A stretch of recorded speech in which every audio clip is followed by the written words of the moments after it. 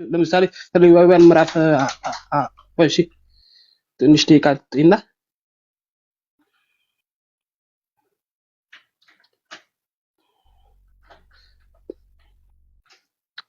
ዘሌዋውያን ምዕራፍ 5 ቁጥር 5 ላይ እስከ 6 10 ላይ አለ። እነዚህ ነገሮች አንዲቱ በደለኛ ቢሆንም የሰራው ኃጢአት ይናሰታል። ስለሰራው ኃጢአት ለእግዚአብሔር መስዋዕት ያመጣል፣ ለካህኑም ስለ ኃጢአቱ ይሰረይለታል። ከዚህ አንፃር ነው እንጂ በሶስት መንገዶች ይደረግ ነበር በብሉይ ኪዳን ዘመን ማለት ነው። አሁን ደግሞ አዲስ ኪዳን ስናመጣው ደግሞ ጌታችን መድኃኒታችን ኢየሱስ ክርስቶስ ለ12 ሐዋርያትም ወደ ዓለም ሄደው እንዲሰብኩ እንዲያስተምሩ በዚህ ኃጢአታቸው በደል እነሱ ጋር መጣው ይናሰታሉ። ስለዚህ አሁን አንተ እንዳልከው ማለት ነው በአዲስ ኪዳን እንዴት ነው ሁሉም ካህን ነው ማለት ይችላል ወይ? እሺ እንዴት ነው የምታስረዳው አንተ?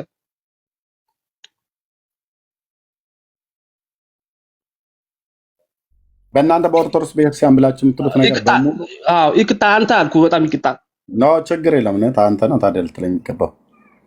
አንቺ አትለኝም መቼም አንተ ነው ማለት ያለብህ። አይ ነው ይገባኛል። ከሃይማኖት አኳያ የባክሮት ስም ለመጥራት ማለት ነው አንቱን ለማለት እሱ ችግር የለውም ብራዘር።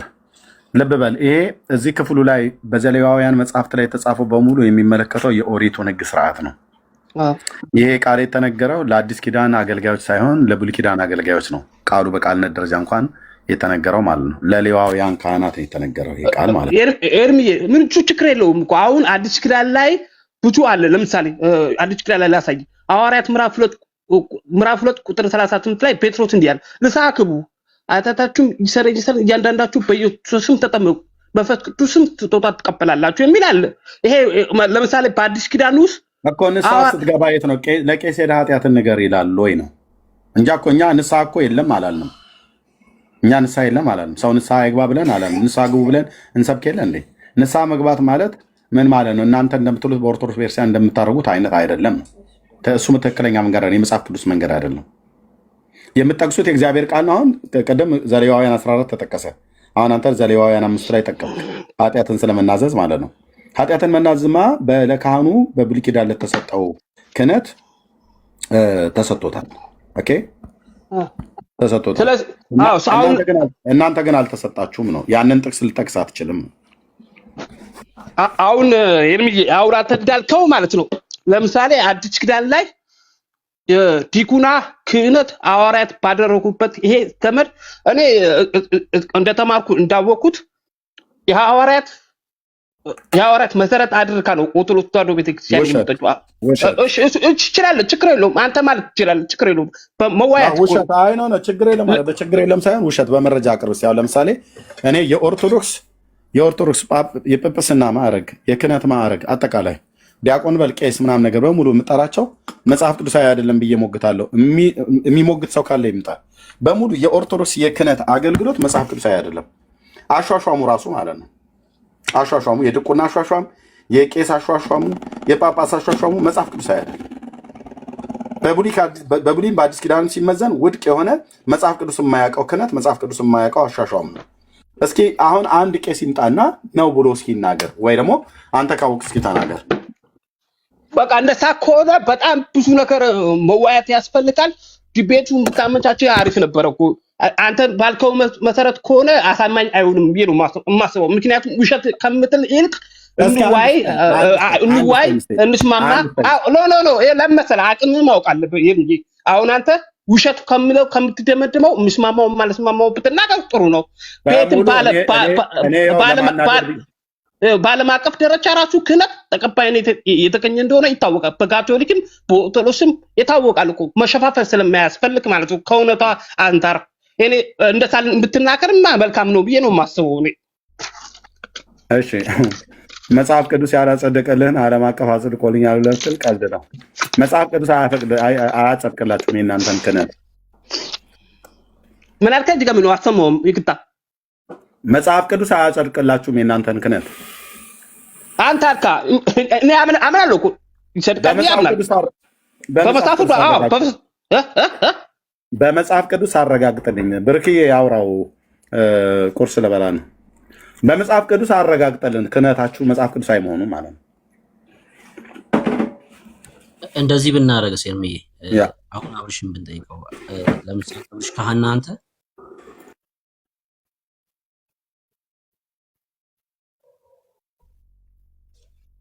አብርሽ ሰምተኛል?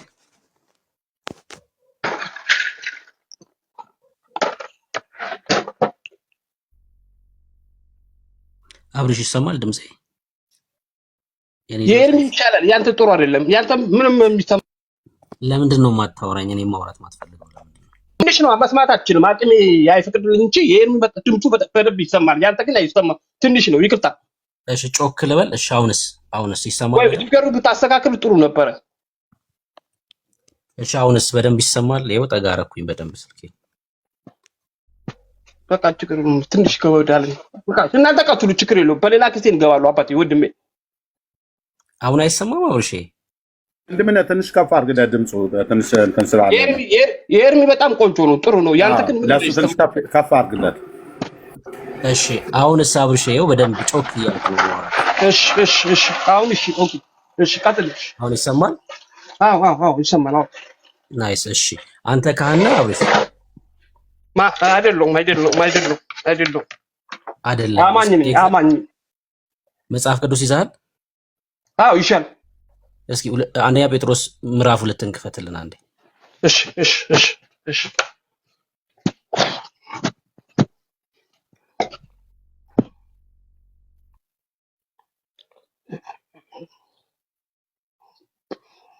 አንደኛ ጴጥሮስ ምዕራፍ 2 ከቁጥር 4 ጀምሮ። እሺ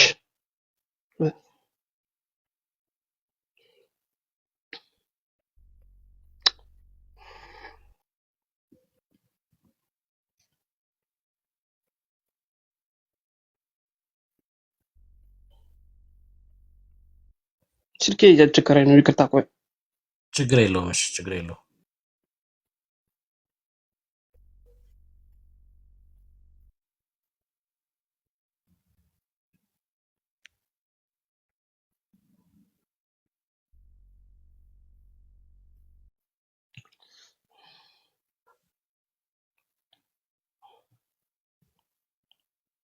አንደኛ ጴጥሮስ እሺ ምዕራፍ 2 ከዛ ከቁጥር 4 ጀምሮ። እሺ ምዕራፍ 2 ከቁጥር 4 እሺ አንብበው አሁን። ወይ ደግሞ እኔ ላንብብልህና አንተ ደግሞ ተከታተለኝ። እሺ ቀጥል። እሺ የቱ ይሻልሃል? እሺ አንተ ብትቀጥል ይሻላል። እሺ አንተ ተከታተለኝ ሳነብ ነኝ። አዎ አንብበዋለሁ፣ ይቀጥላል። እሺ በሰው ወደ ተጣለ በእግዚአብሔር ዘንድ ግን ወደ ተመረጠና ክቡር ወደ ሆነው ወደ ሕያው ድንጋይ ወደ እርሱ እየቀረባችሁ እናንተ ደግሞ እንደ ሕያዋን ድንጋዮች ሆናችሁ በኢየሱስ ክርስቶስ ለእግዚአብሔር ደስ የሚያሰኝ መንፈሳዊ መስዋዕትን ታቀርቡ ዘንድ ቅዱሳን ካህናት እንድትሆኑ መንፈሳዊ ቤት ለመሆን ተሰሩ ይላል። ምን ለመሆን ይላል አብርሽ? ቅዱሳን ካህናት ይላል። እሺ በመጽሐፍ እነሆ የተመረጠና የከበረ የማዕዘን ራስ ድንጋይ በጽዮን አኖራለሁ በእርሱም የሚያምን አያፍርም ተብሎ ተጽፏልና። እንግዲህ ክብሩ ለእናንተ ለምታምኑት ነው። ለማያምኑ ግን አናጢዎች የጣሉት ድንጋይ እርሱ የማዕዘን ራስ የእንቅፋትም ድንጋይ የማሰናከያ አለት ሆነ። የማያምኑ ስለሆኑ በቃሉ ይሰናከላሉና ወይ ደግሞ ይሰናከሉበታልና ለዚህም ደግሞ የተመደቡ ናቸው። እናንተ ግን ይላል ቁጥር 9 አሁን እዚህ ክፍል ላይ በደምብ ነው። እናንተ ግን ከጨለማ ወደሚደነቅ ብርሃን የጠራችሁ የእርሱን በጎነት እንድትናገሩ የተመረጠ ትውልድ፣ የንጉሥ ካህናት፣ ቅዱስ ሕዝብ፣ ለርስቱ የተለየ ወገን ናችሁ ይላል። እዚህ ላይ ካህናት ናችሁ ይላል አይደል? የትኛው ምኑ ላይ? ቁጥር 9 ላይ እናንተ ግን እስኪ አንብበው አንተ። እሺ አንደኛ ጴጥሮስ መልእክት የጻፈው ማን? ጴጥሮስ ነው። ጴጥሮስ ለማን ነው የጻፈው? ለ12ቱ ወገኖቹ ማለት ነው። ስለዚህ እነሱ ካህናት ናቸው የተመረጡት ማለት ነው። ሐዋርያት ከሰው ውስጥ አንዱ የተመረጡት ናቸው። ለእነሱ መልእክት ነው የተጻፈው። አይ አይልም እንደዛ። ወደ ክርስትና ለመጡት ከይሁዲ እምነት ወደ ክርስትና ለመጡት ነው መልእክቱን የጻፈው። ለይሁዲዎች አይደለም እኮ የጻፈው። ከይሁዲ እምነት ወደ ክርስትና ለመጡ ክርስቲያን ለሆኑት ነው የጻፈው። አሁን ብሩኬ ግልጽ አደረገው። ቆይ አንዴ እንደዚህ እናድርግ። እሺ ቁጥር 9 እስቲ አንብበው። ቁጥር 9 አንብበው። ምን አልከኝ? ቁጥር 9 አንብበው። ቁጥር 9 እሺ አዎ እሺ አንብበው እስኪ። ምዕራፍ ስንት ነው ያልከው? ምዕራፍ 2 አላገኘከውም እንዴ? አብርሽ አግኝቼዋለሁ። ምዕራፍ 2 አግኝቼዋለሁ። አንተ ደግሞ ምዕራፍ 9 አንብበው አልከኝ አይደለ? ኖ ቁጥር 9 ምዕራፍ 2 ቁጥር 9ን አንብበው ነው ያልኩት። እሺ ቀጥል እስኪ አንተ አንብበው። እናንተን ግን ካስቸገረን ያነብልሃለሁ። እሺ እናንተ ግን ከጨለማ ወደሚደነቅ ብርሃኑ የጠራችሁን የእርሱን በጎነት ከጨለማ ወደ ሕይወት ማለት ነው አይደል? እንድትናገሩ የተመረጠ ትውልድ፣ የንጉሥ ካህናት፣ ቅዱስ ሕዝብ፣ ለርስቱ የተለየ ወገን ናችሁ ይላል። የንጉሥ ካህናት ናችሁ ይላል አይደል? ክርስቲያኖችን። እሺ ቀጥል። እሺ ልክ ነው አይደል? ብላል። ቀጥል። እሺ ሰው ካህን ነኝ ማለት ነው አይደል? እኔ እንደዛ አይልም። እናንተ ሁላችሁም ካህን ነው አይል ከጨለማ ወደ ብርሃን የመጡትን ነው ካህን ናችሁ የሚለው አይልማ። አሁን ለምሳሌ አንተ አሁን እንደዚህ ቢሆን ኖሮ ጌታችን መድኃኒታችን ኢየሱስ ክርስቶስ ሐዋርያት ባልመረጠ ነበር፣ ሁሉም ይመርጣቸው ነበር። እሱ ብቻ አይደለም፣ በይሁዳ ፋንታ አንዱ የተመረጠው ሰሎት ተደርጎ ተመርጦ ነበር። አንዱ ይሄ ስለተፈቀደለት ሁሉም ቢሆን ኖሮ ይሄ ፖል ነበረ።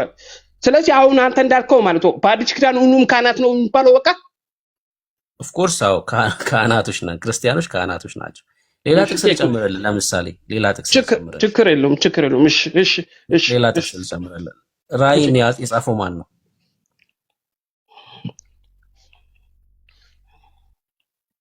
ራእይን የጻፈው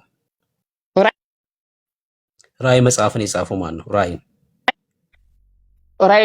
መጽሐፍ የጻፈው ወንጌላዊ ዮሐንስ። ናይስ። እሺ ምዕራፍ 1 ላይ እንደዚህ ያለ ነው። ይኸውልህ ምዕራፍ 1 ከቁጥር 4 ጀምሮ ማለት ነው። ራእይ ዮሐንስ ላይ እሺ ልቀጥል። ምዕራፍ 1 ከቁጥር 4 ጀምሮ እሺ እንቀጥል። በእስያ ላሉት ለሰባቱ አብያተ ክርስቲያናት የጻፈው ነው አይደለ? ሰባቱን አብያተ ክርስቲያናት ታውቃቸዋለህ።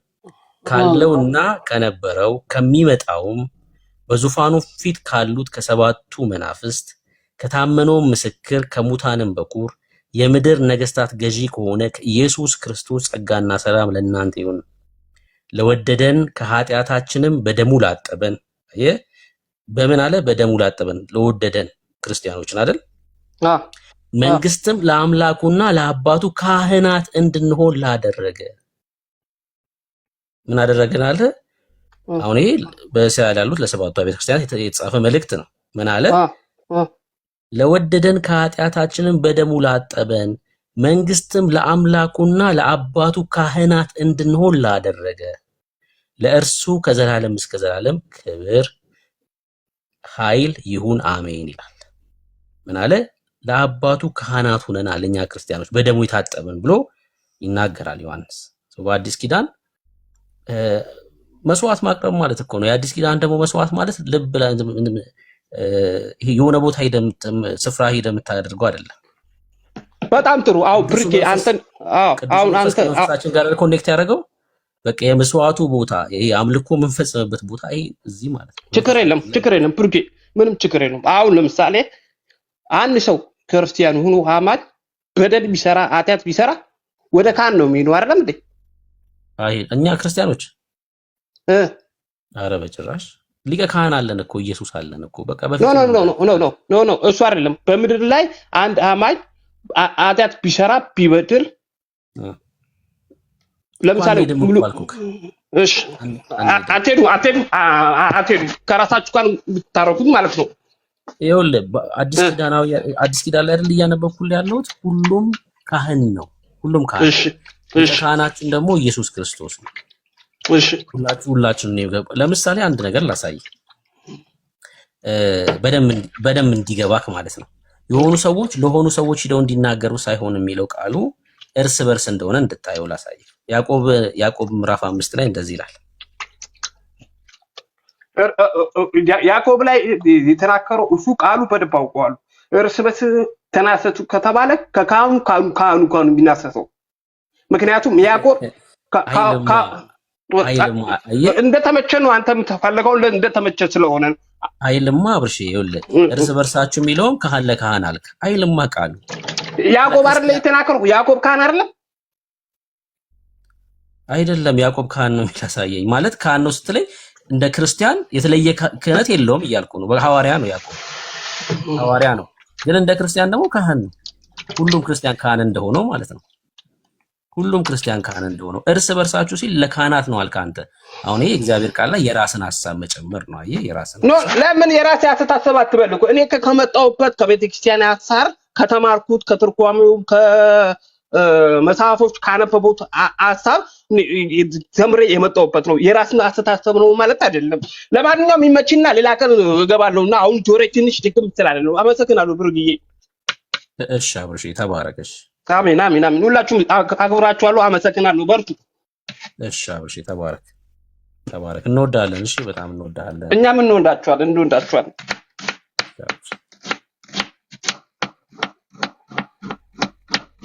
ሲደርስ ደግሞ ጥራኝ። እሺ የምትሰራው ምግብ አብርሽ ሲደርስ ጥራኝ። እሺ ዳኒሽ አለክ? እሺ ተባረክ። ዳኒ አለክ?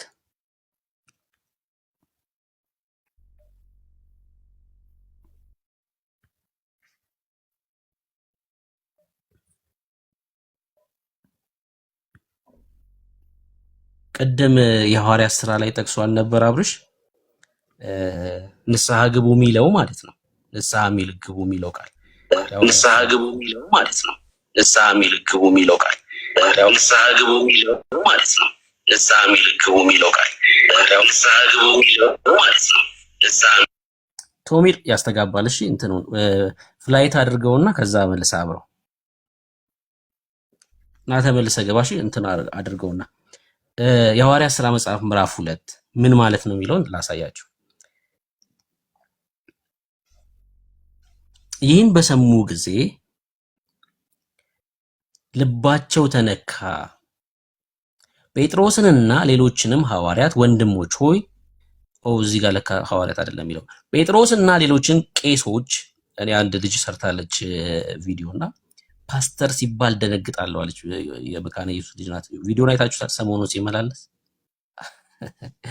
እንግዲህ እግዚአብሔርን ቃል ካላነበብሽ ስትደነግጭ ትኖሪያለሽ። ዓለም ስትደነግጭ ነው የምትኖሪው። እግዚአብሔር ቃል ሚሊዮን እኮ ነው ያለው። ይህም በሰሙ ጊዜ ልባቸው ተነካ፣ ጴጥሮስና ሌሎች ሐዋርያት ወንድሞች ሆይ ምን እናድርግ አሏቸው። አሁን እነዚህ ሰዎች ምን የሚል ቃል ነግሮናል እዚህ ክፍል ላይ? ልባቸው ተነካ የሚል ነገር ነግሮናል። ለምንድን ነው ልባቸው የተነካው? ምንድነው ምክንያቱ? ልባቸው የተነካበት ምክንያት ምንድነው? በቃ ይሄ እኮ ነው ሚስጥሩ አይደል? የዚህ ክፍል ቁልፉ ይሄ ነው። ልባቸው የተነካው ምን ስለሆነ ነው? የሐዋርያት ሥራ መጽሐፍ ምዕራፍ 2 ላይ ያሉት ሰዎች እነማን ናቸው? ልባቸው የተነካው ለምንድን ነው? እንደዚህ ከተጠና መጽሐፍ ቅዱስ ማለት ነው በቃ እንደ ወተት በቃ እየተጠጣ ነው የሚገባው። በእውነት ነው የምላችሁ እየጣፈጠ ማለት ነው። እነማን ናቸው አልኳችሁ? እዚህ ክፍል ላይ ያሉት ሰዎች እነማን ናቸው? ሐዋርያት ሥራ መጽሐፍ ምዕራፍ 2 ላይ ያሉት ሰዎች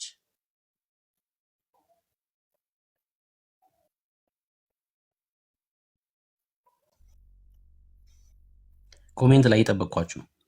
ሐዋርያት ሥራ መጽሐፍ ምዕራፍ 2 ላይ ያሉት ሰዎች ምን አይነት ሰዎች ናቸው?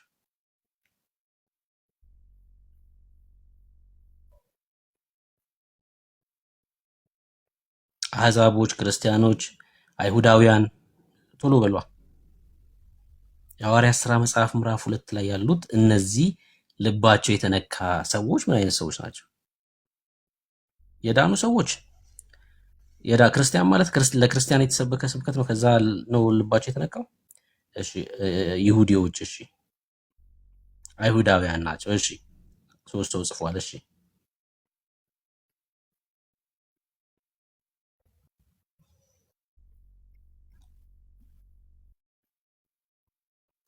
እኮ አላማኞች ናቸው እኮ፣ ግን ከየት ወገን ናቸው ነው ጥያቄ። ከየት ወገን ናቸው? አይሁዳውያን ናቸው ወይስ ክርስቲያን ጆሽማ አይደሉም እኮ ጆሾች ናቸው እንጂ ክርስቲያን ጆሽማ እንዴት ይሆናሉ? ከዚህ በኋላ ነው ክርስቲያን ጆሾች የሚሆኑት። እነ ጴጥሮስ ያዘዟቸውን ከፈጸሙ በኋላ ትክክል ነው ክርስቲያን ጆሽ ይሆናሉ።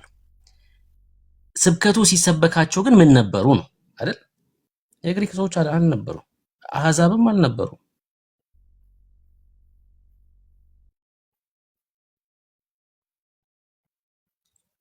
ቃሉን ምን ያህል እንደማያነቡት የሚያስተውል መረዳት እዩት። አሁን እነማን ናቸው? ግማሹ መንፈስ ቅዱስ የተሞሉ ናቸው ይላል፣ ግማሹ ግሪካዊ ናቸው ይላል፣ ግማሹ ሮማዊ ናቸው ይላል፣ ግማሹ የተለያየ ነገር ይላል። ቁጥር 22ን ብቻ ብታነቡት ምን እያለ እንዳለ ጴጥሮስ ይዩት። ቁጥር 22 ላይ መጽሐፍ ቅዱስ ስራቸው ያለ ሰዎች መጽሐፍ ቅዱስን የምታዩ ከሆነ የእስራኤል ሰዎች ሆይ ነው ብሎ ያለው። እዛ ጋ ያሉት ምን አይነት ናቸው? ወንድምነት እንደሚላችሁ የእስራኤል ሰዎች ናቸው። ቀጥሎ ወንድምነት ቴንኪው።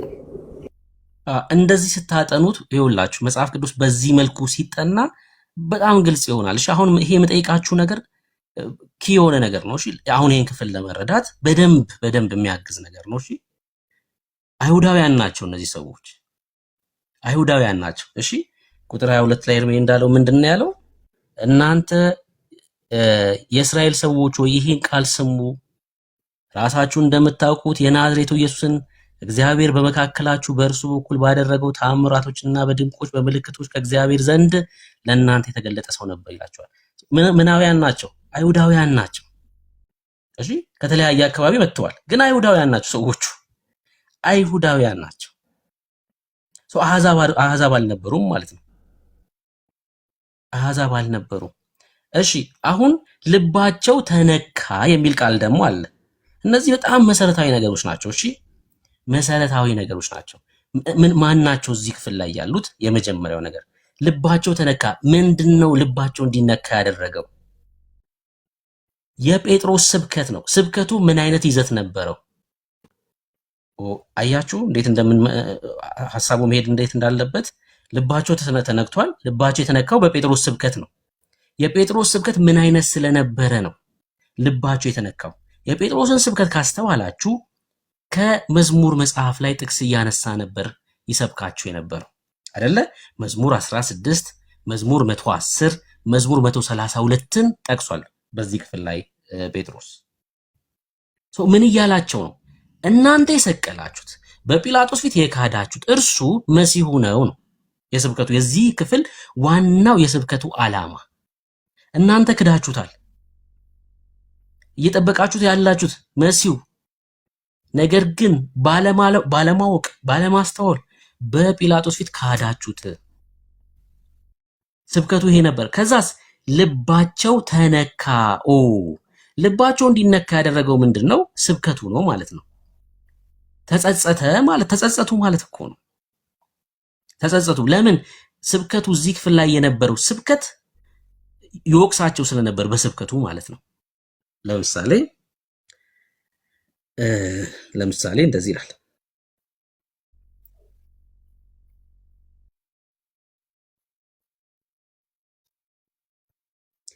እርሱንም በእግዚአብሔር በተወሰነ ሐሳቡና በቀደም እውቀቱ ተሰጥቶ በአመፀኞች እጅ ሰቅላችሁ ገደላችሁት ይላቸዋል። ሰቅላችሁ ምን? በአመፀኞች እጅ ሰቅላችሁ ምን? ገደላችሁት። ማን ነው ግን እሱ? ዳዊት ጌታዬ ያለው መሲሁ ነው። የዳዊት ጌታው ነው። ደግሞም መዝሙር 132 ደግሞ ያመጣና ደግሞ የዳዊትም ደግሞ ልጁ ነው ብሎ ይነግራቸዋል ጴጥሮስ። አያችሁ ስብከቱ እዚህ ክፍል ላይ የክርስቶስ ኢየሱስን ማንነት ነበር ይገልጥላቸው የነበረው። ከዛ ልባቸው ተነካ። ከዛ ምን እናድርግ? ልባቸው ተነካና ምን እናድርግ ብሎ ሲጠይቁ ጴጥሮስ መልሱ እዚህ ክፍል ላይ ምን ነበረ? ንስሐ ግቡ። ምን ማለት ነው ንስሐ ግቡ? ተመለሱ ነው። ክዳችሁታል አይደል? ኑ ወደሱ ነው፣ ወደ ኢየሱስ ያካሄድ ለውጥ አድርጉ ነው። ምን ማለት ነው? እውነተኛ የእግዚአብሔር ልጅ እርሱ ነው ብላችሁ መኑበት ነው እኮ ንስሐ ግቡ። ክደውት ነበር፣ አንተ አይደለህም ብለው አሳልፈው ሰጥተውት ነበር፣ ሰቅለውት ነበር፣ ገለውት ነበር እና አይ እውነተኛው መሲህ ኢየሱስ እርሱ ነው፣ የእግዚአብሔር ልጅ ነው ብላችሁ መኑ ነው። ያካሄድ ለውጥ አድርጉ፣ ንስሐ ግቡ። አሁን ይሄን ነገር በደንብ እንድታስተውሉ አንድ ነገር ላሳያችሁ። ግልጽ ነው እስካሁን የተናገርኩት? አሁን ቀጣዩን ነገር ከመናገሬ በፊት እስካሁን የተናገርኩት ገብቷችኋል? ግልጽ ነው እስካሁን የተናገርኩት? ቀጣይ ወሳኝ ነገር ላሳያችሁ ስለሆነ ነው። የሐዋርያት ሥራ መጽሐፍ ምዕራፍ 2ን እንዴት እንደሚያብራራው ጴጥሮስ ራሱ ላሳያችሁ ስለፈለኩ። ግልጽ ነው የተናገርኩት? ግልጽ ነው? እሺ አንድ ሰው ጽፏል። የሐዋርያት ሥራ መጽሐፍ ምዕራፍ 3 ጋር አንድ የተፈጠረ ታሪክ አለ አይደል? አንድ የተፈጠረ ታሪክ አለ። ውብ በምትባለው ወይ ደግሞ መልካም በሚባለው ስፍራ መመላለሻ ይቀመጥ የነበረ ከእናቱ ማህፀን ጀምሮ መጓዝ መራመድ የማይችል ሰው ነበር። እሺ ጴጥሮስ እና ዮሐንስ ወደ ቤተ መቅደስ ሲሄዱ ለመናቸው። እነ ጴጥሮስ ገንዘብ የለንም እንሰጥ ነገር የለም፣ ነገር ግን አንድ ምንሰጥ። አቤት የሚሰጡት ነገር እነ ጴጥሮስ እኮ የተለየ ነው። ምን ያደርጋል? የማያልቅ ነገር ነው የሚሰጡት። እና ምን አሉት? ወደ ዋናው ሐሳብ ላሳያችሁ የፈለኩትን ነገር ላሳያችሁ። በክርስቶስ ኢየሱስ ስም ተነስና ተመላለስ አሉት። አሁን የዚህ ሰውዬ መፈወስ የብዙ አይሁዳውያን ጥያቄ እንዲጫርባቸው አድርጓል። ተፈወሰ፣ የሰውዬ ተነሳ፣ ዘለለ ነው የሚለው። እንደውም እኮ ዳዴ አላለም። በጣም እኮ ነው እግዚአብሔር እኮ ስራ የሚገርመው። ከእናቱ ማህፀን ጀምሮ ኤክስፒሪየንስ አላደረገም እኮ መራመድ። ይሄ ሰውዬ አይደል ኤክስፒሪየንስ አላደረገም፣ ሄዶ አያውቅም እኮ የሰው ግን በኢየሱስ ስም ተነስ ሲሉት ዘለለ ነው የሚለው። ዳዴ አላለም የእግዚአብሔር ቃል። ደግፈውት ምናምን አስሞከሩት መራመድ አይልም። ገባ ከዛ ገባ እና የዚህ ሰው መፈወስ ለብዙዎች ጥያቄ ሆነ። ከዛ ቁጥር 13 ወይ ደግሞ ቆይ አንዴ ከቁጥር 11 ጀምሮ ላሳያችሁ። እነርሱም ጴጥሮስንና ዮሐንስን ይዞ ሳለ እርሱም ጴጥሮስንና ዮሐንስን ይዞ ሳለ ህዝቡ ሁሉ እየተደነቁ የሰለሞን ደጅ መመላለሻ በሚባለው አብረው ወደ እነርሱ ሮጡ ይላል። የዚህ ሰውዬ መፈወስ ለብዙዎች ጥያቄ ሆኗል። 2000 ሰዎች ወደ ክርስትና ተጨምረዋል በዚህ ሰውዬ መዳን ምክንያት ማለት ነው። እግዚአብሔር በድንቅና በተአምራት ነበረ ያጸናላቸው የነበረው እና ወደ እነ ጴጥሮስ መጡ። ከዛ ጴጥሮስ ከዚህ በኋላ የሚናገረው ላሳያችሁ። ጴጥሮስም አይቶ ለህዝቡ እንዲህ ሲል መለሰ፣ የእስራኤል ሰዎች ሆይ በዚህ ስለምን ትደነቃላችሁ? ወይስ በገዛ ኃይላችን ወይስ እግዚአብሔርን በመፍራታችን ይህ ይመላለስ ዘንድ እንዳደረግነው ስለምን ትኩር ብላችሁ ታዩናላችሁ? ከኛ አይደለም፣ ይሄ የኛ አቅም አይደለም ይሄን ያደረገው እና የአብርሃምና የይስሐቅ ያዕቆብ አምላክ የአባቶቻችን አምላክ እናንተ አሳልፋችሁ የሰጣችሁትና ሊፈታው ቆርጦ ሳለ በጲላጦስ ፊት የካዳችሁትን ብላቴናውን ኢየሱስን አከበረው። አያችሁ መልእክቱ በቃ ይሄ ነው። ኮር ፖይንቱ ይሄ ነው። እነሱ ወደ እነ ጴጥሮስ ነበር የመጡት። በእኛ አቅም አይደለም ይሄ እናንተ። እሺ ታዲያ ይሄን ማን ያደረገው? ይኸውላችሁ እናንተ አሳልፋችሁ የሰጣችሁትና ከዛስ ሊፈታው ቆርጦ ሳለ በጲላጦስ ፊት የካዳችሁትን ብላቴናው ኢየሱስን አከበረው። እናንተ ግን ቅዱሱን ጻድቁንም ክዳችሁ ነፍሰ ገዳዩን በርባንን ይሰጣችሁ ዘንድ ለመናችሁ አይደል? በርባን ይፈታ ብሎ ጮሁ። ጻድቁንስ በጲላጦስ ፊት ካዱት። የሕይወትንም ራስ ምን ገደላችሁት? አሁን ጴጥሮስ ምን እያላቸው ነው? እናንተ የገደላችሁት እርሱ እውነተኛው መሲህ ነው። እናንተ የገደላችሁት እርሱ የእግዚአብሔር ልጅ ነው። የቀደሙት ነቢያት የተናገሩለት ነው። ይሄ ነው መልእክቱ። አሁን በደንብ ስሙ፣ በደንብ ስሙ። አሁንም ወንድሞች ቁጥር 17 እናንተ እንደ አለቆቻችሁ ደግሞ ባለማወቅ እንዳደረጋችሁ ታውቃለሁ። እግዚአብሔር ግን ክርስቶስ መከራ እንዲቀበል አስቀድሞ በነቢያት ሁሉ አፍ የተናገረው እንዲሁም ፈጸመው ይልና እንግዲህ ከጌታ ፊት የመጽናናት ዘመን እንድትመጣላችሁ አስቀድሞም ለእናንተ የመረጠውን ኢየሱስ ክርስቶስን እንዲልክላችሁ ኃጢአታችሁ ይደመሰስ ዘንድ ንስሐ ግቡ ተመለሱ አላቸው። አው ቁጥር 19 እና 20 ላይ ምን አላቸው ጴጥሮስ? ምን አላቸው? እነዚህ እስራኤላውያን ናቸው፣ ይሁዳውያን ናቸው፣ የይሁዲ እምነት ተከታዮች ናቸው፣ ግን ኢየሱስን አሳልፈው የሰጡ ናቸው። ክደውታል። አንተ የእግዚአብሔር ልጅ አይደለህም ብለውታል። ለሮማውያን አሳልፈው ሰጥተውታል። እና ምን አላቸው ጴጥሮስ? ከጌታ ፊት የመጽናናት ዘመን እንድትመጣላችሁ አስቀድሞም ለእናንተ የመረጠው ኢየሱስ ክርስቶስን እንዲልክላችሁ ኃጢአታችሁ ይደመሰስ ዘንድ። ኃጢአታቸው ምንድን ነው? ኢየሱስ መካዳቸው። በቃ ይሄ ነው ትልቅ ኃጢአት እኮ፣ ሞት እኮ ነው፣ ሞት ነው። ምንም በተፈጥሮ በግንዱ ላይ ቢኖሩም ኢየሱስን በመካዳቸው ተቆርጠዋል እኮ እነዚህ ሰዎች። ባለማመን ጸንተው ባይኖሩ በገዛ ክንዳቸው ላይ ይገባል አለ ጳውሎስ በሮሜ መጽሐፍ ምዕራፍ 11 ላይ። ምን አልኩኝ? ባለማመናቸው ተቆረጡ እነዚህ ሰዎች። በተፈጥሮ እኮ በግንዱ ላይ ናቸው። በተፈጥሮ በግንዱ ላይ መሆናቸው ወይ የበኩር ልጆች መሆናቸው ኢየሱስ እርሱ በስጋ ሲመጣ ካልተቀበሉት ይቆረጣሉ። ካለማመን የተነሳ ተቆረጡ። ደግሞ ሚልና ባለማመናቸው ጸንተው ባይኖሩ ወደ ማመን ቢመጡ በገዛ ግንዳቸው ላይ ይገባሉ። እንኳን እነሱ አንተ አሕዛብም ገብታል ይላል ጳውሎስ። አይገርምም? እንኳን እነሱ አንተ አሕዛብም የበረሃ ወይራ የሆንከው አንተ ገብታል። ሰው ምን አላቸው ጴጥሮስ እዚህ ክፍል ላይ እንግዲህ ከጌታ ፊት የመጽናናት ዘመን እንድትመጣላችሁ አስቀድሞም ለእናንተ የመረጠው ኢየሱስ ክርስቶስ እንዲልክላችሁ ኃጢአታችሁ ይደመሰስ ዘንድ ንስሐ ግቡ፣ ተመለሱ። ንስሐ ግቡ ምን ተመለሱ? ምን አምፀዋል በኢየሱስ ላይ ክደውታል። አይ እውነተኛው መሲህ እሱ የእግዚአብሔር ልጅ ኢየሱስ ነው፣ ኢየሱስ መሲሁ ነው ሲሉ ምን ይሆናሉ ማለት ወደ ገዛ ግንዳቸው ኃጢአታቸው ይደመሰሳል። አየህ የሐዋርያት ሥራ 2 ላይም የተገናኘው ከንስሐው ጋር ነው። ንስሐ ግቡ ይላቸዋል፣ ተመለሱ ማለት ነው። በኢየሱስ እመኑ፣ ኢየሱስ እርሱ መሲሁ ነው በሉ ማለት ነው። የኃጢአት ስርየት ከዚህ ጋር የተገናኘ ነው እንጂ ከውሃ ጋር የተገናኘ አይደለም ወንድሞች፣ ከውሃ ጋር አይደለም የተገናኘው። የኃጢአት ስርየት የተገናኘው ከምኑ ጋር ነው? ከንስሐው ጋር ነው። ለምን ክደውት ነበር እና ወደ ኢየሱስ ሲመጡ ኢየሱስ ሕይወት ነው።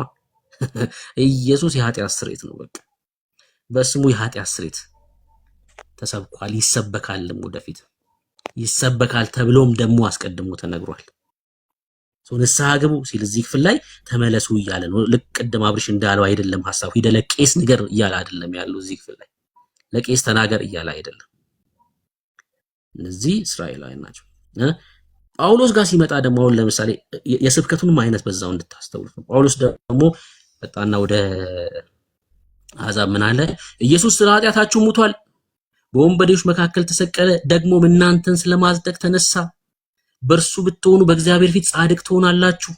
ኢየሱስ ክርስቶስን ተቀበሉ።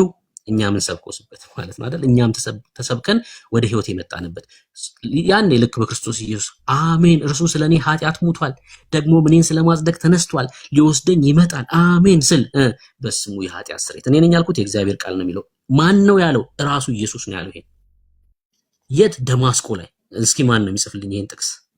ይሄን የተናገረው ራሱ ኢየሱስ ክርስቶስ ነው ደማስቆ ላይ። የኃጢአት ስርየት እንዴት ነው የምታገኘው? በስሙ የኃጢአት ኢየሱስን ስታምን የኃጢአት ስርየት ታገኛለህ። በስሙ ነው የኃጢአት ስርየት ያለው። ማን ነው የሚጽፍልኝ ጀግና? ይሄን የተናገረው ጌታ ራሱ ነው ብያቸዋለሁ። ራሱ ኢየሱስ ነው የተናገረው። ይሄ ራሱ ኢየሱስ የተረከልን ደግሞ ጳውሎስ ነው። የተረከልን ጳውሎስ ነው። ከራሱ ከጌታ ነው የተማርኩት አለ ጳውሎስ።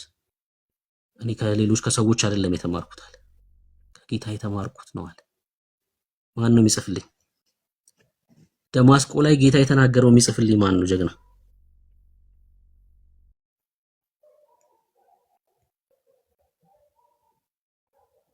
አላችሁ?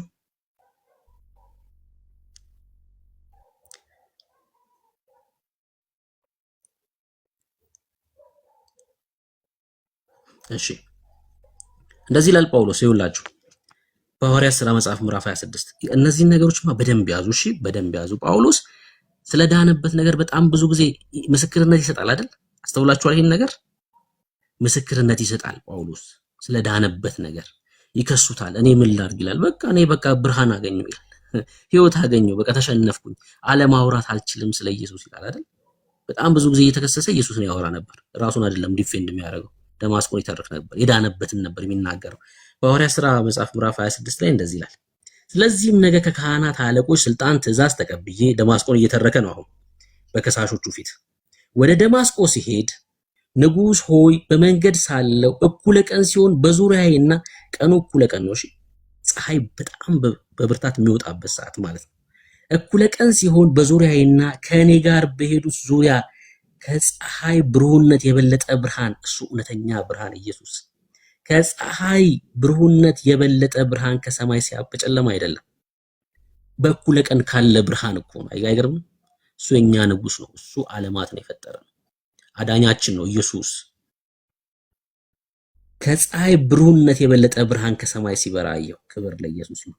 ሁላችንም በምድር ላይ በወደቀን ጊዜ ሳኦል ሳኦል ስለምን ታሳድደኛለህ? የመውጊያውን ብረት ብትቃወም ለአንተ ይብስብሃል የሚል ድምፅ በዕብራይስጥ ቋንቋ ሲናገረኝ ሰማሁ ይላል ጳውሎስ። አሁን ደማስቆን እየነገረን ነው። እኔም ጌታ ሆይ ማነ? እርሱም አለኝ አንተ የምታሳደኝ እኔ ኢየሱስ ነኝ።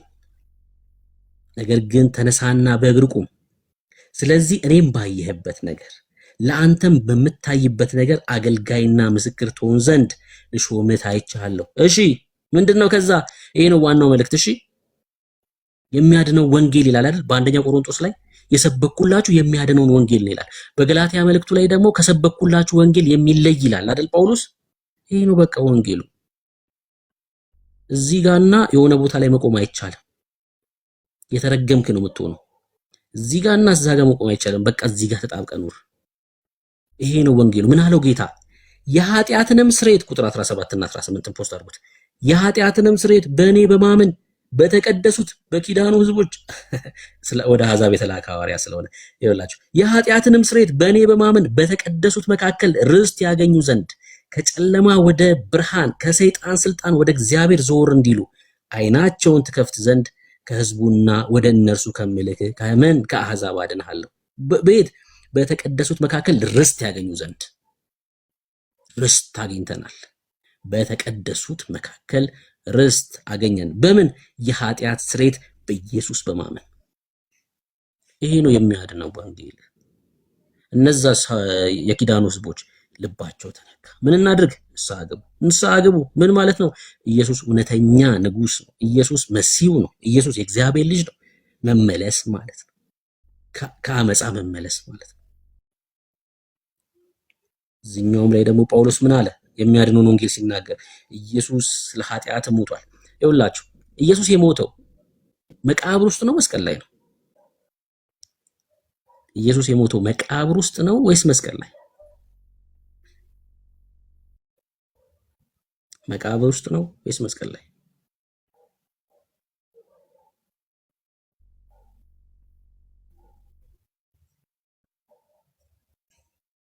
መስቀል ላይ አይደል?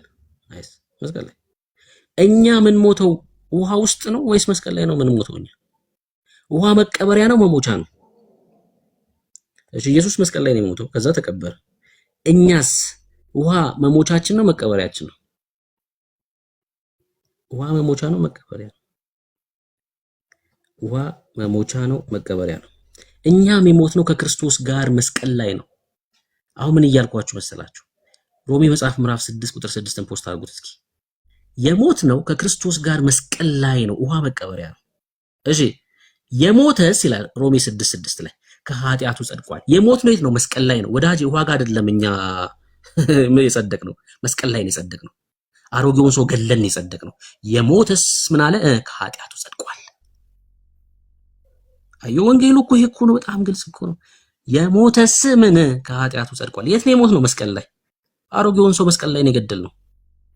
ከዛ እኮ እዛው ሮሜ 6 ላይ እኮ ሲናገር እኮ ያን አሮጌውን ሰው ተሸክመ ደግሞ አትኖርም። አየህ የጸደቀ በቅድስና ስለሚኖር ወስደ አሮጌውን ሰው ተቀብረዋል። በአዲስ ህይወት ለመመላለስ ማለት ነው። የጽድቅ የቅድስና ህይወት ማለት ነው። የት ነው የጸደቅ ነው? መስቀል ላይ ነው። አሮጌውን ሰው ገለን ማለት ነው። የሞተ ምን? ከኃጢአቱ ጸድቋል። ከዛ በሰው ፊት ያን የሞተውን ሰው እየተቀብረውና አሮጌውን ሰው ከዚህ በኋላ እኔ የኢየሱስ ስለሆንኩኝ የኢየሱስ መልክ በእኔ እስኪታይ ድረስ ከክብር ወደ ክብር እየተለወጥኩኝ ወይም ደግሞ የጌታ መልክ እንደ መስታወት እኔ ላይ እስኪያብለጨልጭ ድረስ ከክብር ወደ ክብር እየተለወጥኩኝ የክርስቲያን ህይወት እኖራለሁ። እኔ አሮጌውን ሰው ህይወት አልኖርም። ቀበርከው። ምጸድቀው መስቀል ላይ ነው ወዳጅ። ውሃ ውስጥ አይጸደቅም። ውሃ ውስጥ አይጸደቅም። ይሄን ነው እያለ ያለው። ተባረኩ። ወዳችኋለሁ። የምሬን ነው ምላችሁ። ከዚህ እምነት ምንም ሊሸረሽራችሁ የሚችል ካለ እሱ እያሳታችሁ። አይናችሁን ከመስቀሉ ላይ እንዳታወርዱ። የዘላለም ህይወት እግዚአብሔር በሰዎች እጅ ላይ አላደረገም። የዘላለም ህይወት ጀምሮ የጨረሰው ራሱ እግዚአብሔር። ምን አልኳችሁ መሰላችሁ? የዘላለምን ህይወት እግዚአብሔር በሰዎች እጅ ላይ አላደረገውም። ለምሳሌ በጌታ እራት ከሆነ የዘላለም ህይወት ቄሱ ቢያኮርፍ እኮ አይሰጥም እኮ የጌታ እራት። ቄሱ ስላኮረፈ ሲከለክል አንተ የዘላለም ህይወት ልታጣ ነው። እግዚአብሔር በሰዎች እጅ ላይ አልጣለውም። የዘላለም ህይወት ጀምሮ ጨርሶታል። አለቀ፣ አልቋል። መስቀል ላይ የተሰቀለውን ተመልከት። ህይወት እሱ ነው። ህይወት እሱ ነው። በሚያጠምቅ ቄስ እጅ አይደለም የዘላለም ህይወት። ፍሪዳው የተጣለው ቀራኔው ላይ ነው። ኢሳይያስ 25 አንብባችኋል? ኢሳይያስ 25 ቀራኔው ላይ ነው ቃልቋል። እዛ ጋ ነው ድግሱ ያለው። እግዚአብሔር አብ ለዓለም ሁሉ የሚሆነውን ድግስ እዛ ደግሷል።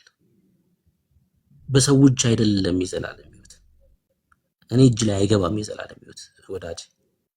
እኔ እጅ ላይማ ከሆነ እኮ በቃ ትምክት የምመካበት ነገር አለኝ ማለት ነው። ለሆነ ሰውዬ የምሰጠው ለሆነ ሰውዬ የምነፍገው መልኩን አይቼ ከደበረኝ፣ ባህሪውን አይቼ ከደበረኝ፣ ገብቷል። እኔ እጅ ላይ የወደቀ የዘላለም ሕይወት የለም፣ አልቋል በእግዚአብሔር። ከመስቀሉ አይናችሁን የሚነቅል ነገር የትኛውም ነገር ካለ እርሱ የተረገመ ነው። ከኢየሱስ አይናችሁን እንዳትነቅሉ በጭራሽ። በቃ ከኢየሱስ አይናችሁን እንዳትነቅሉ እንዳትነቅሉ። ቀራኔው ላይ ነው ያለቀው። ጌታ ተፈጸመ አለ። በቃ ፈጽሞታል። የሚያምን ሁሉ ይጸድቅ ዘንድ ጳውሎስ እኮ ነው እኮ ጌታ ይባርከው። በጣም ነው የምወደው ጳውሎስን በጣም ነው የምወደው። በሮሜ መጽሐፍ ምዕራፍ 10 ላይ እንደዚህ ያለ ጳውሎስ የሚያምን ሁሉ፣ እስኪ ጥቅሱን ፖስት አድርጉልን ቁጥር 4 የሚያምን ሁሉ ይጸድቅ ዘንድ ክርስቶስ የሕግ ፍጻሜ ነው። የሕግ ፍጻሜ በሆነው በእርሱ አንተ ትጸድቃለህ። የሕግ ፍጻሜ ጌታ ተፈጸመ አለ። ሕግና ነቢያትን ልሽር አልመጣሁም ለአጸና። ኦርቶዶክሳዊ ጥቅስ ነው እሺ፣ መጽሐፍ ቅዱሳዊ ጥቅስ አይደለም አሁን የተናገርኩት። ሕግና ነቢያትን ልሽር አልመጣሁም ለአጸና። አትቀልድ ወዳጅ አትቀልድ። የኦርቶዶክሳዊ ጥቅስ ነው፣ መጽሐፍ ቅዱሳዊ ጥቅስ ልንገራችሁ። ሕግና ነቢያትን ልሽር አልመጣሁም ልፈጽም አለ ጌታ ክርስቶስ ኢየሱስ። ተፈጸመ አለ መስቀል ላይ ፈጸመልን ጌታ ተፈጸመ አለ ጌታ። ተፈጸመ ካለ በኋላ ደግሞ የአሕዛብ ሐዋርያው ነው ቅዱስ ጳውሎስ በሮሜ መልእክቱ ላይ ምን አለ? የሚያምን ሁሉ ይጸድቅ ዘንድ ምን አለ? ክርስቶስ የሕግ ፍጻሜ ነው አለ። ሮሜ 14ን ቶሎ ፖስት አድርጉልኝ። የሚያምን ሁሉ ይጸድቅ ዘንድ ክርስቶስ የሕግ ፍጻሜ ነው። በቃ መስቀል ላይ ነው ያለቀው። የዘላለም ሕይወት ጉዳይ መስቀል ላይ ያለቀ ጉዳይ ነው። አልወረደም ከመስቀል። ከመስቀል ላይ የዘላለም ሕይወትን ካወረድከው የሰው እጅ ይሆናል። የሰው እጅ ይገባበታል ወዳጅ፣ የሰው እጅ ይገባበታል። መስቀል ላይ አልቋል ጉዳያችን። መስቀል ላይ ነው ያለቀው። ክብር ለኢየሱስ ይሁን። እግዚአብሔር ጽድቅ ነኝ እኔ፣ እግዚአብሔር ጽድቅ ነኝ። ከኩነኔ ነፃ ነኝ። ኩነኔ የሌለብኝ ሰው ነኝ። ሞት የሌለብኝ ሰው ነኝ። የእግዚአብሔር ልጅ ነኝ። አባ አባት ብለን የምንጮህበት የልጅነት መንፈስ የተቀበልን በእግዚአብሔር ፊት ድፍረት ያለን በጣም የተለየ ሕዝብ ነን። እሺ በጣም ስለራሳችሁ ስታስቡ ማለት ነው። ጳውሎስ በቆሮንቶስ መልእክት ላይ ይወቅሳችኋል። እሺ በጣም ነው የሚገርመኝ። የቆሮንቶስ መልእክት ሳነብኔ ጳውሎስ የሚገስጽበት መንገድ በጣም ያስገርመኛል። እንደዚህ ይላል። ለምሳሌ ጳውሎስ እንደዚህ አንዱን ነገር ላንሳላችሁ።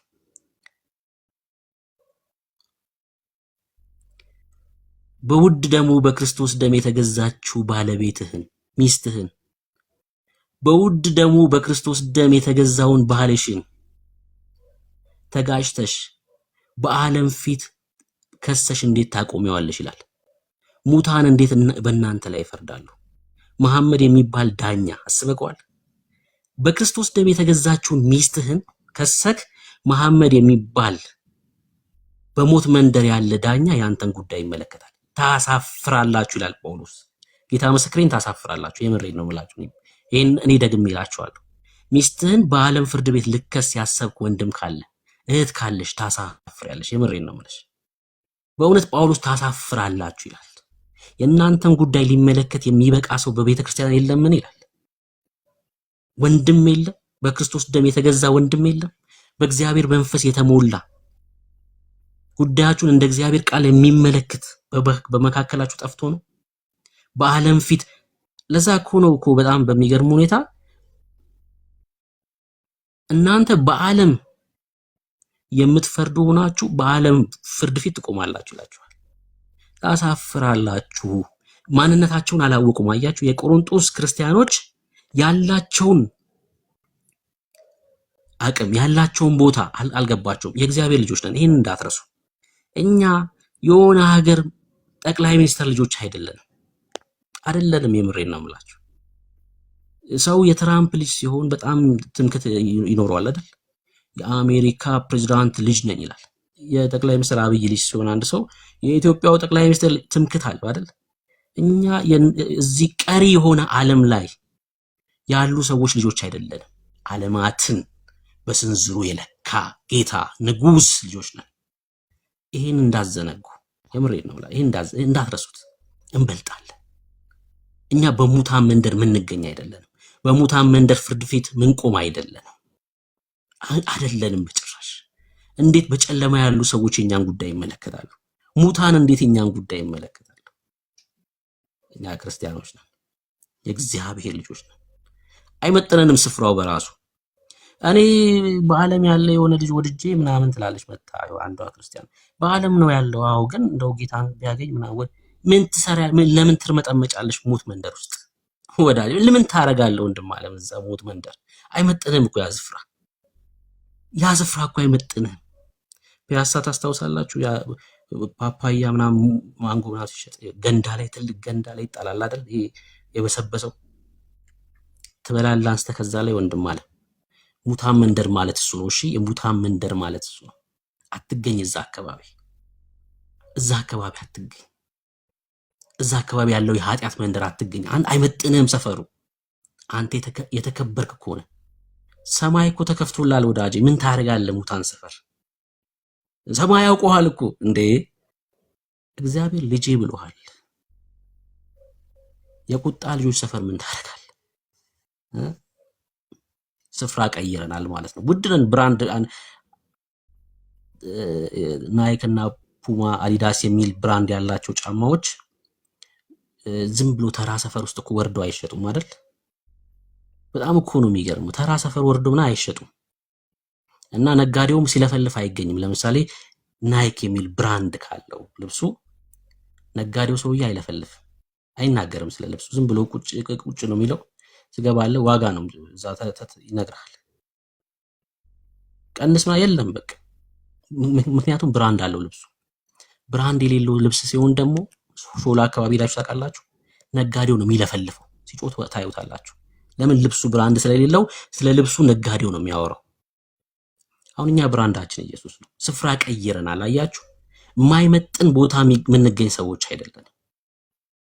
ብራንድ አለ። በቃ የኢየሱስ ነን እኛ፣ የኢየሱስ ነን እኛ። ዓለም በዚህ እኮ ነው የሚያውቀን። ልዩ ነን እኛ። በቃ የተለየን፣ በዚህ ዓለም ላይ የተለየን ነን እኛ። የማይመጥን ሰፈር አትገኝም ማለት ነው። ምናምንቴ ሰፈር የምንገኝ ሰዎች አይደለንም። እግዚአብሔር ልጆች ነው። በእግዚአብሔር ፊት ነውር አልባ ነን። ኃጢአት ሞት መንደር ምን አደርጋለሁ? ምን እሰራለሁ እዛ መንደር? ህይወት የሌለበት ሰፈር ሲሄድ እኔ ኢየሱስን ልናገር ነው። በጨለማው ላይ ላበራ ነው የሚሄደው። ቃሉ ሲናገር በኤፌሶን መልእክቱ ላይ ጳውሎስ ምዕራፍ 5 ቁጥር 8 ላይ ከእርሱ የተነሳ ምንድናችሁ ይላል? ክብር ለኢየሱስ ይሁን። ኤፌሶን 5 ላይ እንደዚህ አለ ጳውሎስ ቁጥር 8 ቀድሞ ጨለማ ነበራችሁና።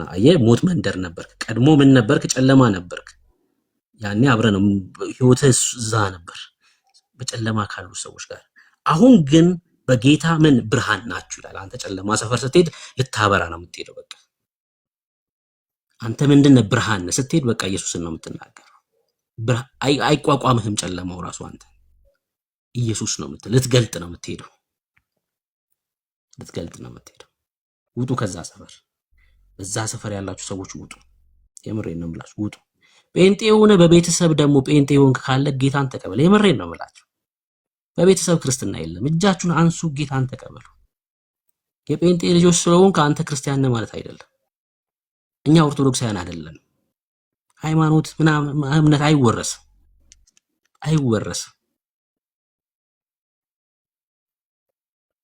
እጃችሁን አንስታችሁ ጌታን ተቀበሉ። ሹሙት ልባችሁ ላይ ጌታን። በቃ አንተ ብቻ ነህ አዳኝ በሉት።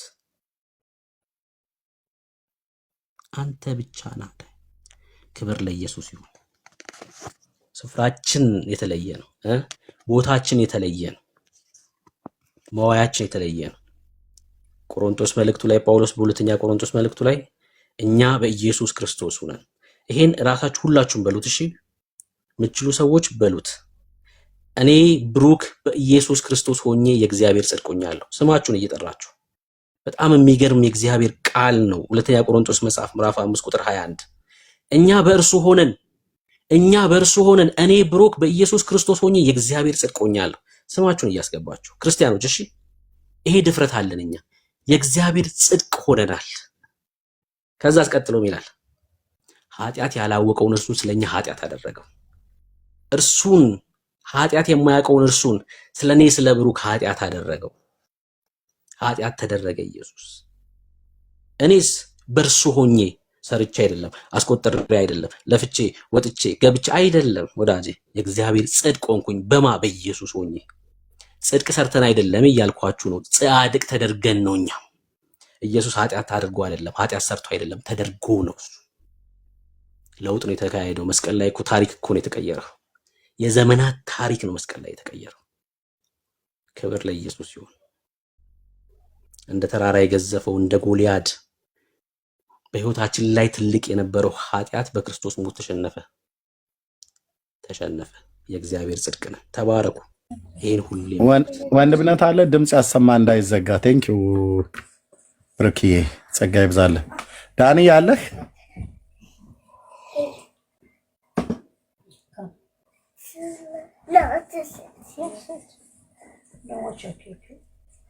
ዳኒ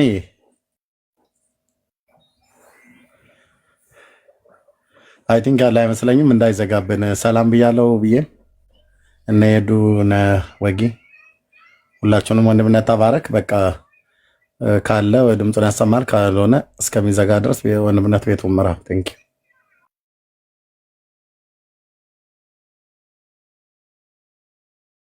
ኤርሜ ተባረክ። እንደውልታለን ለኤርሜ። ፓስተር ወጌ ሀሴትዬ ሰላም በሉና ከዛ ቀጥሉ። ለዳንኤል ደውለት። አሜን። ተባረኩ ተባረኩ።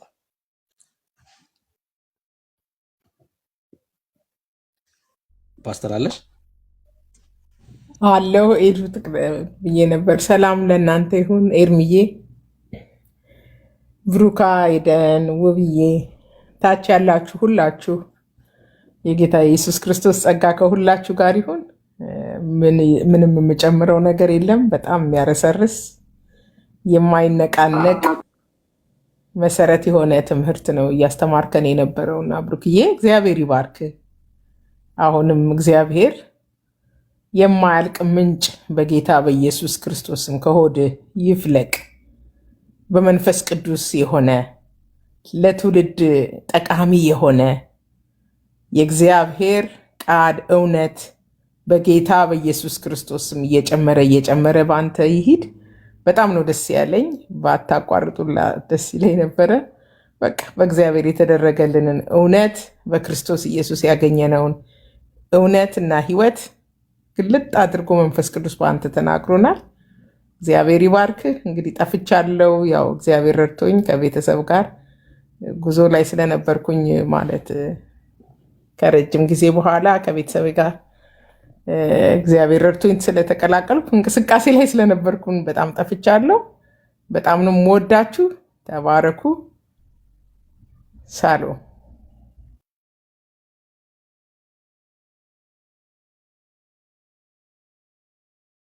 ተባረኪ ፓስተር። እንኳን ጌታ ረዳሽ። ደግሞ አይቻለሁኝ፣ ያው ባልሰማም ቪዲዮ ፖስት ያደረግሽውን አይቻለሁኝ። ደስ ብሎኛል በጣም ተባረኪ። እሺ ኤደን አለሽ ምትይው ነገር ካለ?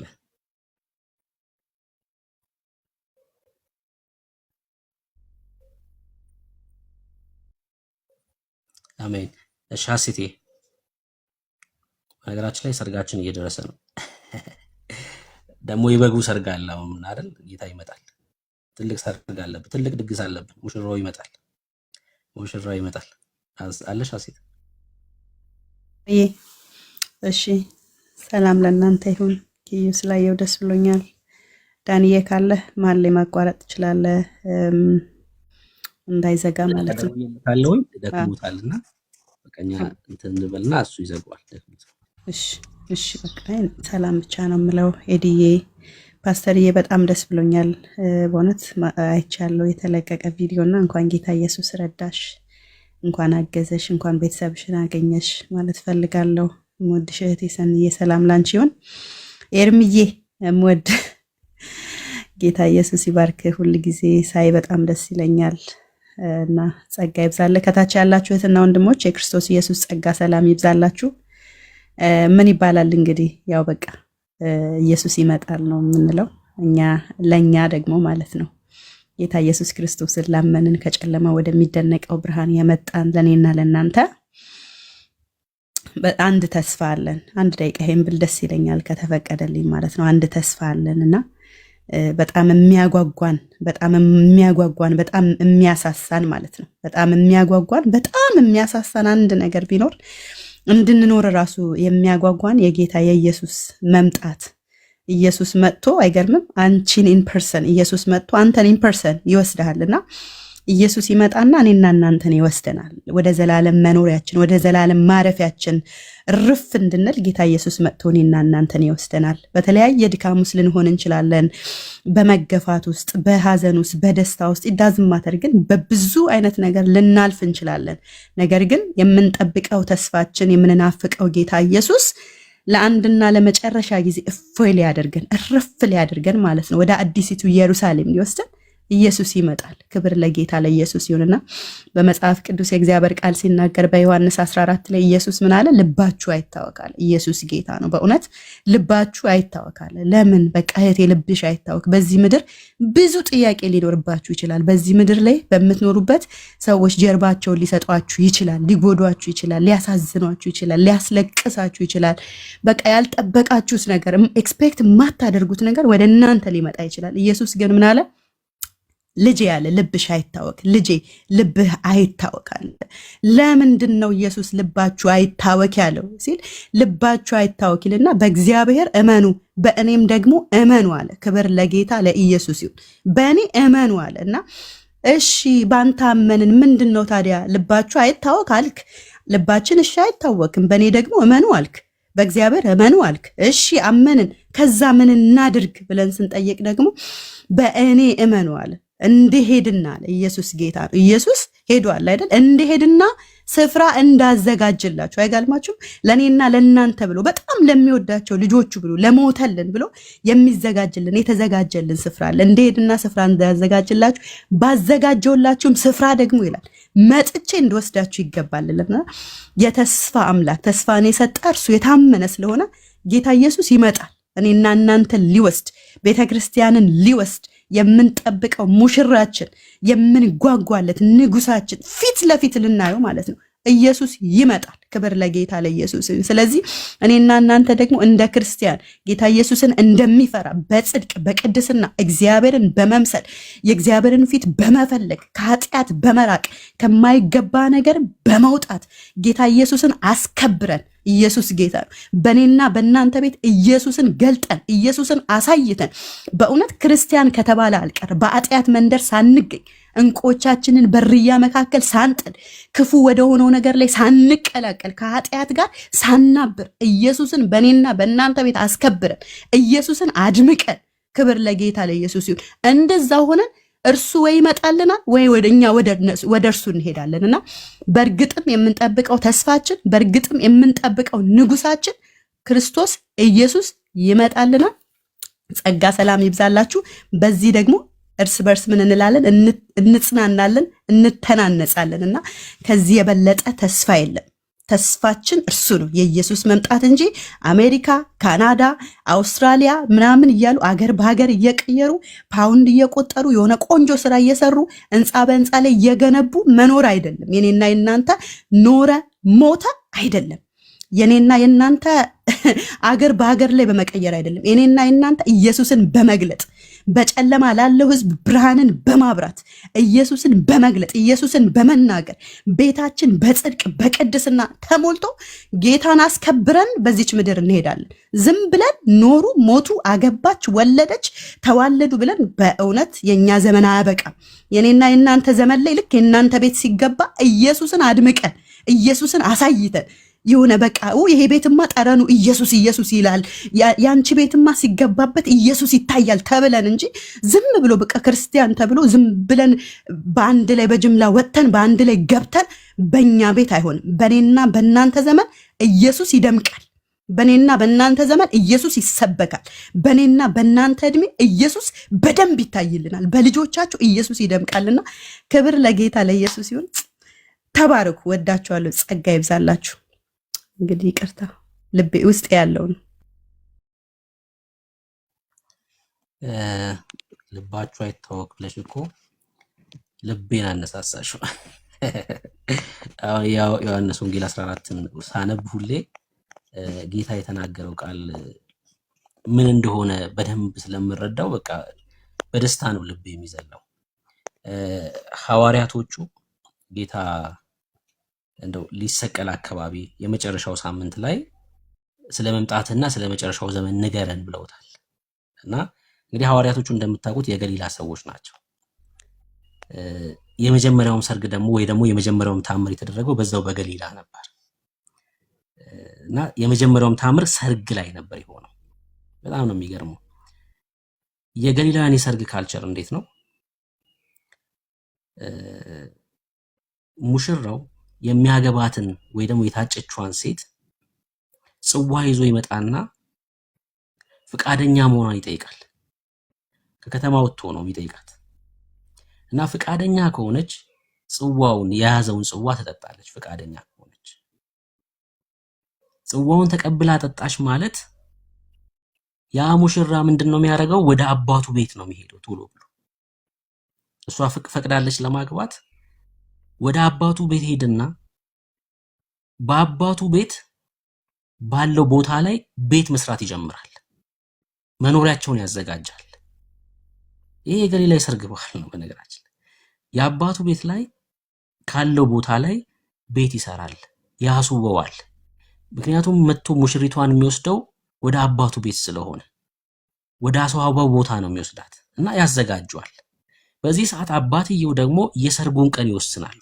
ይነጋገሩና በዚህ ቀን ነው የሰርጉ ቀን ብለው ተነጋግረው ከሷ አባት ጋር ይወስናሉ። በዛ በተወሰነው ቀን ሙሽራው ነው የሚመጣው እና እስኪመጣ ድረስ ግን ምን ያደርጋል? መኖሪያውን ነው የሚያዘጋጀው። አብሮ የሚኖሩበትን ያዘጋጃል፣ አሳምሮ ይሰራል። ጌታ እንደዚህ አለ፣ በአባቴ ቤት ብዙ መኖሪያ አለ፣ እንዲህ ባይሆን ባልኳችሁ ነበር። ስፍራ አዘጋጅላችሁ ዘንድ እሄዳለሁና። ጌታ ለሙሽሪት ስፍራን ሊያዘጋጅ ነው ሄደው። ሙሽራው ስፍራ እያዘጋጀ ነው። ከዛስ ሄጄም ደግሞ እዛ ስፍራ ባዘጋጀሁት ቦታ እኔ ባለሁበት፣ ንጉሱ ባለበት፣ ሙሽራው ባለበት ሙሽሪት ደግሞ እንድትሆን ሁለተኛ አመጣለሁ። ሙሽሪትን ሊወስድ ሃሌሉያ፣ ሙሽሪትን ሊወስድ ሁለተኛ አመጣለሁ፣ ወደ እኔም ወስዳችኋለሁ።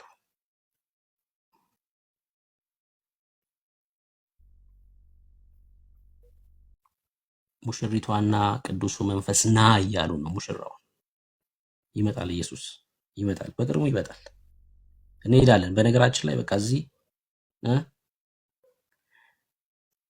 ለዘላለም እንደሚኖር ሰው አይደለም የምንኖረው። እሺ ስንኖር ለዘላለም እንደሚኖር ሰው አይደለም።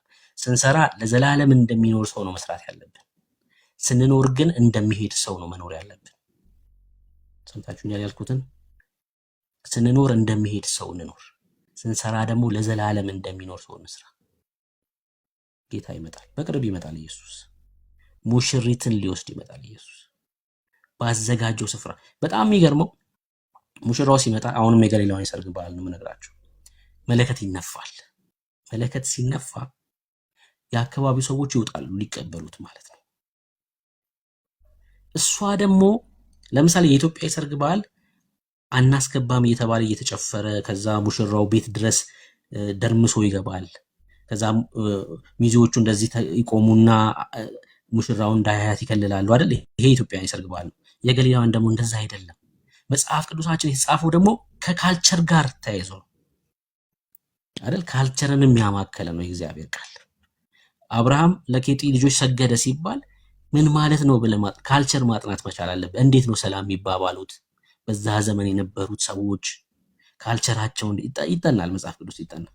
አብርሃም ሰገደ እያልክ ለስዕሉ ላይ የሄድክ የምትሰግድ ከሆነ በቃ ስተሃል አንተ፣ በቃ ከመንገድ ወጥተሃል። እና ሙሽሪቷን ደግሞ ከፍ አድርገዋት በሰረገላ ላይ ተሸክመዋት ይወጣሉ። ቤት ድረስ አይደለም የሚመጣው ሙሽራው፣ ተሸክመዋት ነው የሚወጡት። ይህም ቪዲዮ አስቀምጬላችኋለሁ ቴሌግራማችን ላይ። ተሸክመዋት ይወጣሉ። በተሰሎንቄ መጽሐፉ ላይ ጳውሎስ በመልእክቱ ላይ ምን አለን? ጌታን በአየር ለመቀበል አያችሁ፣ ጌታን በአየር ለመቀበል በደመና እንነጠቃለን። ሃሌሉያ! ከፍ ትላለች ቤተክርስቲያን፣ ሙሽሪቷ ከፍ ትላለች ወደ ላይ፣ ልክ እሷን ተሸክመዋት እንደሚወጡት ማለት በአየር እንቀበለዋለን ጌታ። ከእርሱ ጋር እንሆናለን። ሰርግ አለብን አሁን። ጌታ ይመጣል። ተባረኩ ተባረኩ። ወዳችኋለሁ። እሺ ሰኒ ኤደን የምትሉት ነገር ዳኒ ደክሞታል። እንግዲህ አሁን ተኝቶ ነው የደወልኩለት፣ ቀስቅሼው ነው። እኔ ሰላም ልበላችሁ። ተባረክ ተባረክ። ወንጌላዊ ወግዬ ስላየሁሽ ደስ ብሎኛል። እንኳን ደስ አለሽ ውብዬ፣ በጣም ትሁት እህቴ። ጌታ ዘመንሽን ይባርክ። ብሩክ የተባረክ። በጣም ደስ የሚል ጊዜ ነበር በእውነት።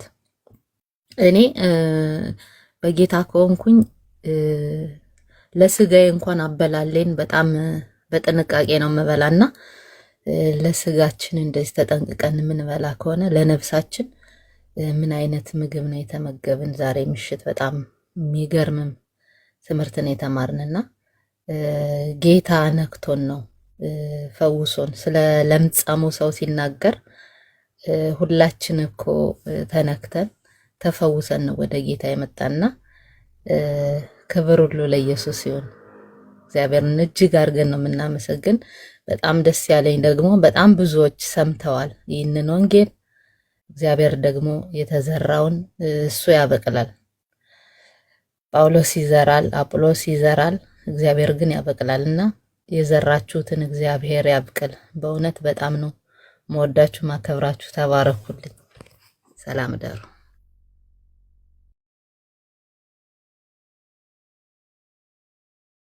ተባረኪ ዳኒሻዬ፣ ተባረክ። ኤርሚዬ ከከፈትክ እንግዲህ ትንሽ ማቆየት እንችላለን።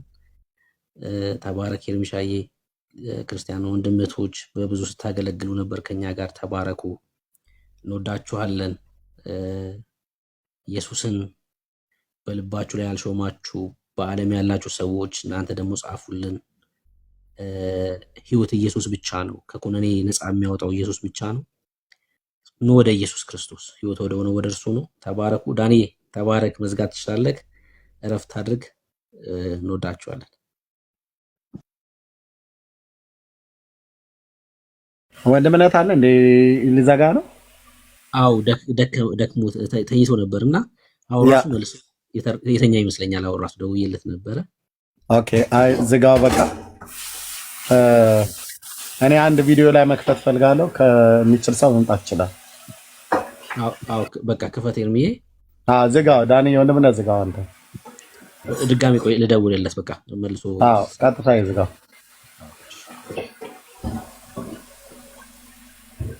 አለማዬ